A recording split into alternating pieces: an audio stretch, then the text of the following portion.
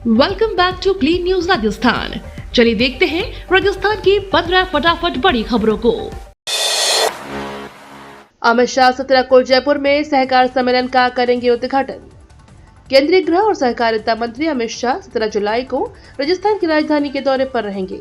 इस दौरान वे जयपुर में आयोजित सहकार सम्मेलन का उद्घाटन करेंगे। यह सम्मेलन संयुक्त राष्ट्र महासभा द्वारा वर्ष 2025 को घोषित अंतर्राष्ट्रीय सहकारिता वर्ष के अंतर्गत आयोजित किया जा रहा है। आयोजन को लेकर तैयारियां तेज हो गई हैं। इस आयोजन को प्रदेश के सहकारिता क्षेत्र को मजबूती देने की दिशा में एक महत्वपूर्ण कदम माना जा रहा है। सहकारिता मंत्री के रूप में अमित शाह इस सम्मेलन में शिरकत करेंगे। विश्व स्थापन के लिए ग्रामीणों की मांग पर बनी सहमति।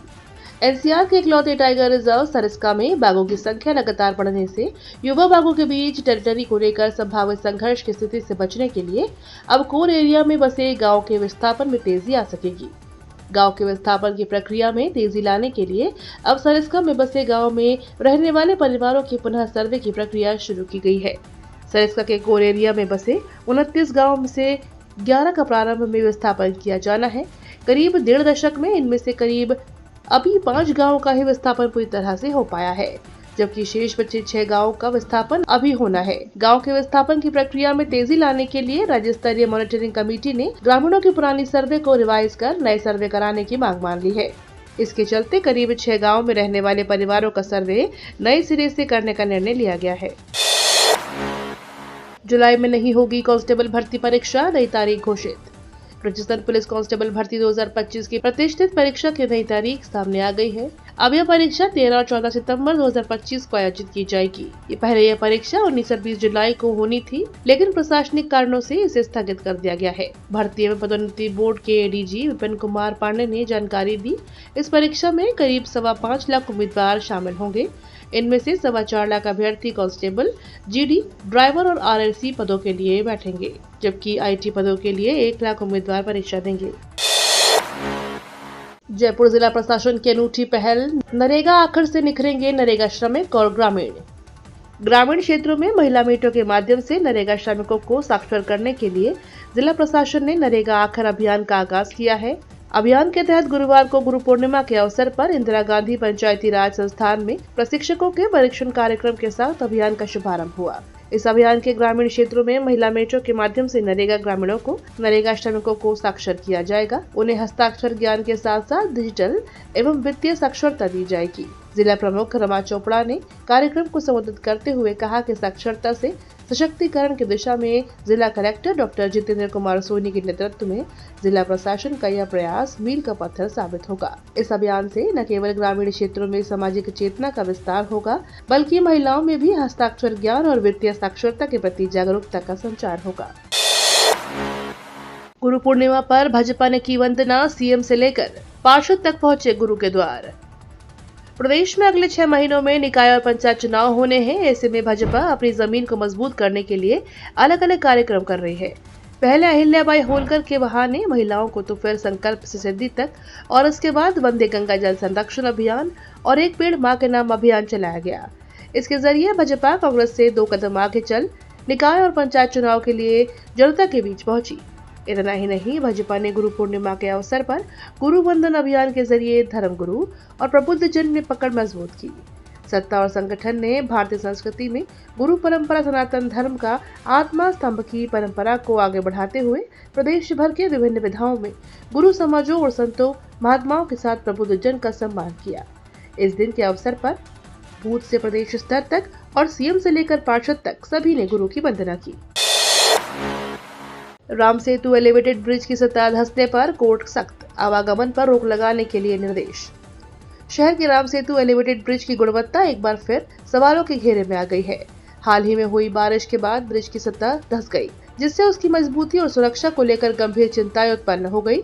इस मामले को कोर्ट ने सख्त रोक अपनाते हुए ब्रिज पर आवागमन को तत्काल प्रभाव से बंद करने के आदेश जारी किए हैं। कोर्ट ने अजमेर कलेक्टर लोकबंधु को निर्देशित किया है कि वे ब्रिज पर आमजन और वाहनों की आवाजाही पूरी तरह से रोके और सुरक्षा सुनिश्चित करें।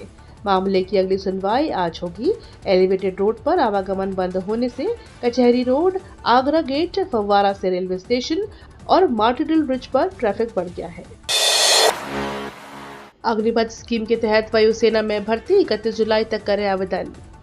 भारतीय वायुसेना की अग्निपथ योजना के तहत अग्निवीर वायु की भर्ती प्रक्रिया शुरू हो चुकी है।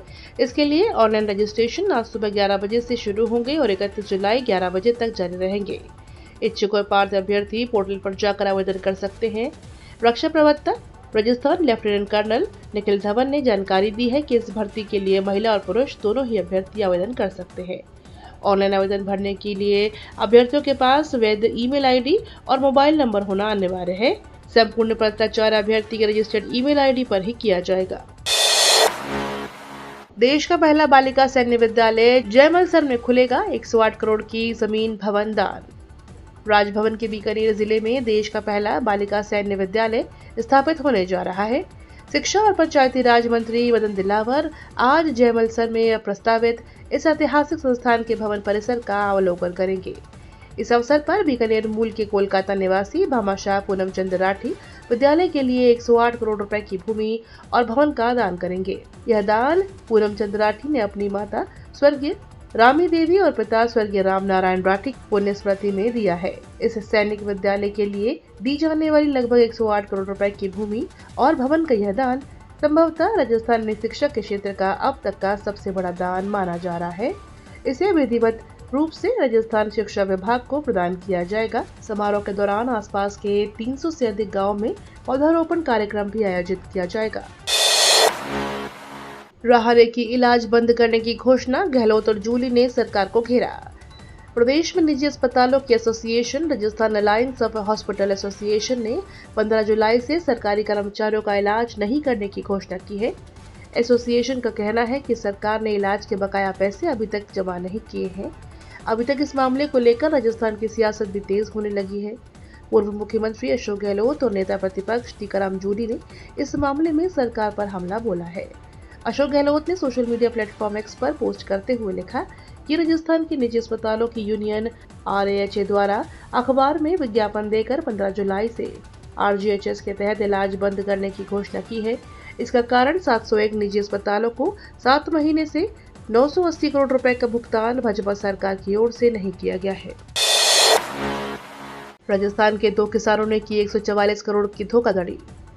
अजमेर जिले में रहने वाले 2 किसानों के साथ बड़ा फर्जीवाड़ा सामने आया है, जिसमें उनके दस्तावेजों का दुरुपयोग कर 144 करोड़ रुपए की लेन देन किया गया था। पीड़ितों के अनुसार उनके नाम पर फर्जी अकाउंट खोले गए और बैंकों में लेन देन हुआ, जिसकी उन्हें कोई जानकारी नहीं थी। सरवाड़ निवासी रामराज चौधरी ने बताया कि 3 अप्रैल को आयकर विभाग से नोटिस मिलने के बाद उसे जानकारी हुई कि उसके पैन कार्ड से धोखाधड़ी कर वित्तीय वर्ष 2020-21 के नीति ऐप सिम नाम से कंपनी खोली गई और कोटक महिंद्रा बैंक में खाता खोला गया। चौधरी का दावा है कि उसने न तो कोई खाता खुलवाया और न ही बैंक में कभी दस्तावेज दिए।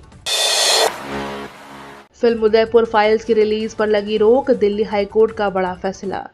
फिल्म उदयपुर फाइल्स को लेकर बड़ा अपडेट सामने आया है। उदयपुर फाइल्स फिल्म 11 जुलाई को रिलीज होने वाली थी, लेकिन अब इस फिल्म की रिलीज पर फिलहाल रोक लगा दी गई है। उदयपुर के चर्चित हत्याकांड पर बनी फिल्म उदयपुर फाइल्स की ट्रेलर रिलीज होने के बाद से विवादों में घिरा है। हाल ही में इसके रिलीज पर रोक को लेकर सुप्रीम कोर्ट में याचिका दायर की गई थी। हालांकि सुप्रीम कोर्ट ने इसे अपने अधिकार से बाहर बताते हुए खारिज कर दिया था। यही मामला दिल्ली हाई कोर्ट में जाने के बाद 10 जुलाई को सुनवाई के बाद फिल्म की रिलीज कर रोक लगा दी गई है। कोटा में करोड़ों नहीं चुकाने पर राजस्थान वित्त निगम की संपत्ति हुई नीलाम। न्यायालय के आदेश पर गुरुवार को उद्योग विभाग के राजस्थान वित्त निगम की संपत्ति को नीलाम कर दिया गया। नीलाम में 4,53,30,569 रुपए नहीं चुकाने के चलते की गई। TCM रोड इंडस्ट्रियल एस्टेट में TIC ऑफिस के पीछे स्थित 1400 वर्ग मीटर के भूखंड और ऑफिस की नीलामी दोपहर तक चली। नीलामी 5 करोड़ रुपए पर खत्म हुई। परिवादी पुष्पा गोस्वामी का कहना है कि उनकी फैक्ट्री नीलाम होने के बाद अधिशेष पैसा RFC ने उन्हें नहीं दिया था। मामले को लेकर वे कोर्ट गई और वे हाई कोर्ट से जीत गए। इसके बाद कोटा के न्यायालय के जरिए यह नीलामी हुई। नीलामी में कोर्ट ने स्पेशल सेल अमीन सरविंदर कौर को नियुक्त किया था। 12वीं बोर्ड की किताबों पर सियासी संग्राम, शिक्षा मंत्री बोले किताब में सिर्फ कांग्रेस की गाथाएं। राजस्थान के सरकारी स्कूलों इतिहास का सिलेबस सियासत की फुटबॉल बना हुआ है। सत्ता बदलने के साथ ही सिलेबस भी सत्ताधारी पार्टी की विचारधारा वाला बनाए जाने की कवायद शुरू हो गई है। ताजा विवाद राजस्थान में 12वीं की किताब आजादी के बाद का स्वर्णिम इतिहास को लेकर शुरू हो गया है। शिक्षा मंत्री मदन दिलावर ने कहा कि किताबों में कांग्रेसी प्रधानमंत्रियों पर कंटेंट ज्यादा है, इसलिए इसे नहीं पढ़ाएंगे। वहीं माध्यमिक शिक्षा बोर्ड के सचिव कैलाश चंद्र शर्मा का कहना है कि किताब का सिलेबस तो 1 साल पहले ही फाइनल हो जाता है, इसलिए इस साल की किताबें छप चुकी हैं। अब सरकार चाहती है कोई सिलेबस की समीक्षा भी कर लेगा, लेकिन समस्या यह है कि बोर्ड में 3 साल से कोई नियुक्ति नहीं हुई है। जैसलमेर में गरमाया 1835 में बनी छतरियों का विवाद, जमकर हुई पत्थरबाजी, 20 महिलाएं डिटेन। जैसलमेर जिले के बासनपीर गांव में रियासतकालीन और झुंझार रामचंद्र जी सोढ़ा और हुदूद जी पालीवाल की स्मृति में बनी छतरियों के निर्माण के दौरान हुए विवाद को लेकर प्रशासन और पुलिस द्वारा 2 पक्षों में बातचीत के बाद बुधवार को सुलझाया गया था। इसके बावजूद समाज विशेष के लोगों द्वारा गुरुवार को छतरी निर्माण के दौरान सैकड़ों महिलाओं और युवाओं के द्वारा पत्थरबाजी कर जानलेवा हमला किया गया। इसमें करीब 4 लोग घायल हुए हैं। इस घटना में एक पुलिसकर्मी नरपत सिंह को भी चोटें आई हैं। इसके बाद घायलों का उपचार चल रहा है। कई गाड़ियां की भी तोड़फोड़ की गई है। हालांकि अब पुलिस ने पूरे मामले में संज्ञान लेते हुए 20 से अधिक महिलाओं सहित 2 दर्जन से अधिक लोगों को डिटेन किया है। मॉनसून की बारिश से तरबतर हुआ राजस्थान। मौसम विभाग ने कई जिलों में जारी किया भारी बारिश का अलर्ट। राजस्थान में मॉनसून झूमकर बरस रहे हैं। कई जिलों में भारी बारिश दर्ज हुई है। इससे जनजीवन अस्त व्यस्त हो गया है। सवाई माधोपुर, सीकर, करौली, कोटा और अलवर जिलों में बाजारों में पानी भर गया। ऐसे में मौसम विभाग ने पूर्वी राजस्थान समेत कई जिलों में बारिश का येलो अलर्ट जारी किया है। जयपुर मौसम विभाग के मुताबिक नागौर, सीकर, अलवर, भरतपुर, धौलपुर, झुंझुनू, हनुमानगढ़ जिलों और आसपास के क्षेत्रों में अलग अलग स्थानों पर मेघ गर्जन के साथ हल्की से मध्यम बारिश या आकाशीय बिजली और कहीं कहीं पर तेज हवा की संभावना है।